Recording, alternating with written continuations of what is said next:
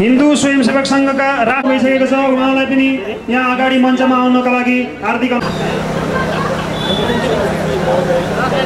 संस्कृतिका धनीका रूपमा परिचित छौँ।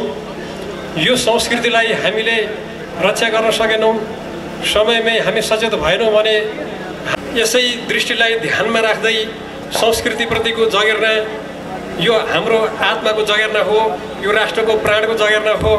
त्यसैले हिन्दू स्वयंसेवक संघले यसमा अथक प्रयास स्वरूप 20 वर्षसम्म कार्यरत छ र यस कार्यक्रमका संयोजकज्यू साथै यस दौरमा सहभागी हुन लाग्नुभएका समस्त खेलाडी साथी र संस्कृतिको भावना विकास गर्छ भन्ने कुरामा संस्कृतिको रक्षाको लागि हरेक वर्गका व्यक्तिहरू, युवा, प्रौढको सम्मिलनमा संयुक्त प्रयासमा केही 2-3 वटा हामीहरूको नियमहरू म बताउन गइरहेको छु। खेलाडी साथीहरू कृपया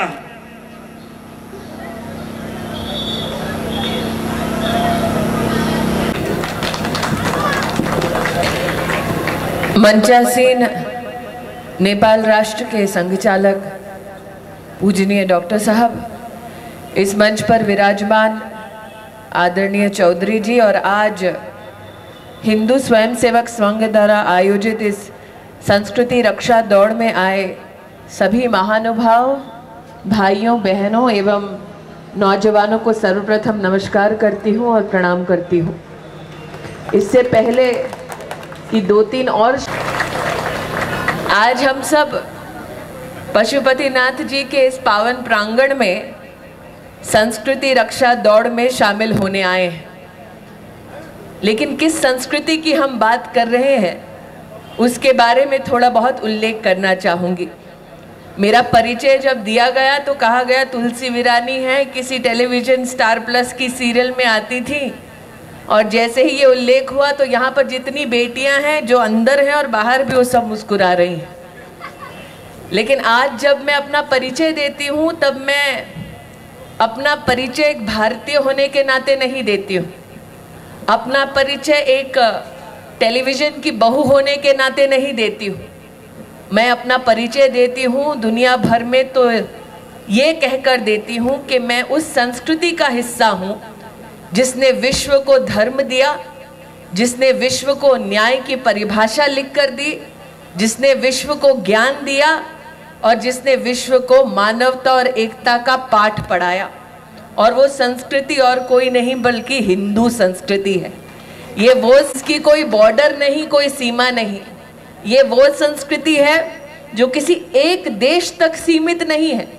ये वो संस्कृति है जो पूरे विश्व में हर देश में हर कोने तक पहुंची है। आज आदरणीय संघ चालक जी से जब मैं बात कर रही थी तब मैंने उनसे कहा कि मुझे इस बात की खुशी है कि आज इस संस्कृति की रक्षा के लिए दौड़ में नौजवानों के बीच में आजकल जब बात चलती है तब बात होती है आईटी की, टेक्नोलॉजी की, और कई बार जो हमारे वेस्टर्न कंट्रीज हैं उसमें कहा जाता है कि the world is a global village. लेकिन एक हिंदू महिला होने के नाते मुझे इस बात का गर्व है कि आज दुनिया में ग्लोबल विलेज की बात चल रही है, लेकिन आप अगर हमारे वेदों को पढ़ें तो वसुदेव कुटुंबकम की कल्पना पहले अगर विश्व में किसी ने दी तो हिंदू समाज ने दी, आईटी-बीटी ने नहीं दी। आज जितने नौजवान यहाँ पर हैं उन सब ने टी शर्ट्स पहन रखी हैं, लेकिन किसी ने शॉर्ट्स पहनी है लाल कलर की, किसी ने जीन्स पहनी है। और एक हिंदू नौजवान होने के नाते आप गर्व से कह सकते हैं कि अगर विश्व में पहली बार कपड़े को रंगना किसी ने सिखाया तो हिंदू समाज ने सिखाया। ये टेक्नोलॉजी भी हिंदू समाज ने दी। आज मोबाइल फोन के पीछे एक टेक्नोलॉजी है, पूरी की पूरी विश्व की टेक्नोलॉजी मैथ्स पर आधारित है, और मैथ्स जिसकी फाउंडेशन 0 है वो शून्य भी अगर विश्व को किसी ने दिया तो हिंदू समाज ने दिया। इसीलिए आज जो टेक्नोलॉजी की बात कर रहे हैं उनसे हम गर्व से कह सकते हैं कि अगर विश्व में पहली बार सर्जरी किसी ने दी तो वो हिंदू समाज ने दी। मैथ्स अगर किसी ने दिया, विश्व को गिनना सिखाया तो वो हिंदू समाज ने सिखाया। लिखना पढ़ना सिखाया तो वो हिंदू समाज ने सिखाया। लेकिन नौजवान कई ऐसे हैं जो सोचते हैं कि अगर हमने इतना कुछ सिखाया तो आज क्यों उसकी चर्चा नहीं होती। चर्चा इसलिए नहीं होती है क्योंकि हम में से कई ऐसे हैं जो अपनी संस्कृति और सभ्यता के बारे में जानते हुए भी कोई प्लेटफॉर्म नहीं पाते जहां पर हम इस प्रकार की बातचीत कर पाए। हम में से कई ऐसे हैं जो भले ही संस्कृति के कुछ हिस्सों से अछूते हैं, लेकिन उस संस्कृति की रक्षा के लिए दौड़ में आज शामिल हुए हैं। इसलिए आज जब नौजवान खासकर आज की दौड़ के बाद अपने अपने इलाकों में जाएंगे तो 2-3 बातों का और उल्लेख करना चाहूंगी, जिसकी अगर आप चर्चा करें तो आपको भी गर्व होगा और जो आपकी बातों को सुन रहा है उसको भी इस बात का एहसास होगा कि हाँ, इस धर्म ने इस प्रकार की कल्पना दी है विश्व में जो और किसी धर्म ने नहीं दी। हिंदू धर्म एक धर्म ऐसा है जो ये नहीं कहता कि कोई और धर्म खराब है। हिंदू धर्म एकमात्र धर्म ऐसा है जो कल्पना देता है, ये बात रखता है समाज में कि सर्व धर्म संभाव होना चाहिए। सारे धर्म प्रभु को प्राप्त करने के अलग अलग रास्ते हैं, तरीके हैं। और वेस्टर्न साइंटिस्ट और सोशियोलॉजिस्ट ने ये माना कि आज अगर विश्व में कोई ऐसा धर्म है जो सबसे फ्लेक्सिबल है, सबसे अडेप्टिव है, तो एक हिंदू वे ऑफ लाइफ है।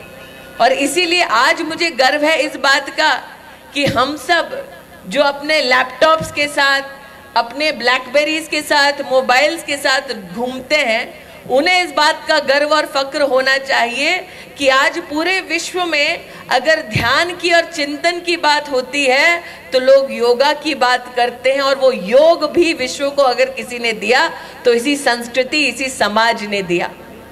लेकिन जब लोग बात धर्म की करते हैं तो कई विवाद, कई बातें, कई डिबेट्स छिड़ती हैं।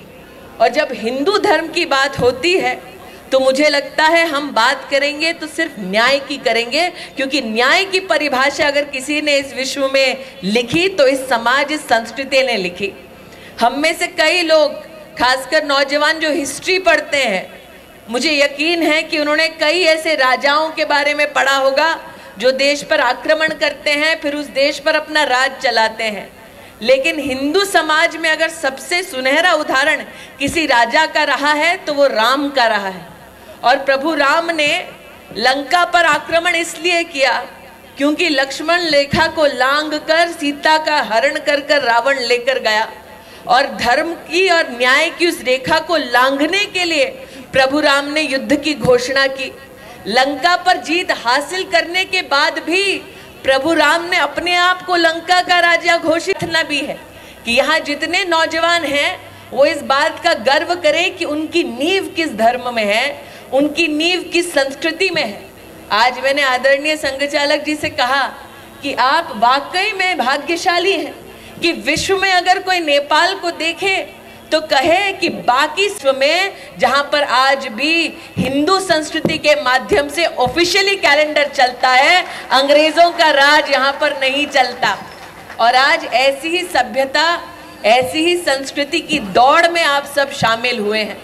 आशा करती हूं कि जिस संस्कृति की रक्षा के लिए खासकर नौजवान और परिवार आज यहाँ पर सम्मिलित हुए हैं, उस संस्कृति को आप और सक्षम करेंगे, उस संस्कृति को आप और बल देंगे। और खासकर नौजवानों से कहना चाहती हूँ कि आपका आज यहाँ आना एक शुरुआत होना चाहिए, एक बिगिनिंग होना चाहिए। चौधरी साहब ने अपनी शुभकामना में आप सबसे कहा कि आप सब स्वस्थ हो, लेकिन वो स्वास्थ्य केवल शारीरिक ना हो, मानसिक भी हो, धार्मिक भी हो, नैतिक भी हो, बौद्धिक भी हो। आज पशुपतिनाथ के चरणों में मैं यही कामना करती हूँ। मुझसे कहा गया कि आप भारत से आई हैं और भारत से आने के लिए आपने यहाँ पर जो समय बिताया है उसके लिए आभार व्यक्त करना चाहते हैं कुछ लोग। लेकिन मैंने उनसे कहा कि ये मत सोचिए कि मैं पड़ोसी देश से हूँ, ये सोचिए कि मैं भ्राता देश में आई हूँ और भाई के घर जब बहन आती है तो उसको कभी एहसान नहीं जताया जाता।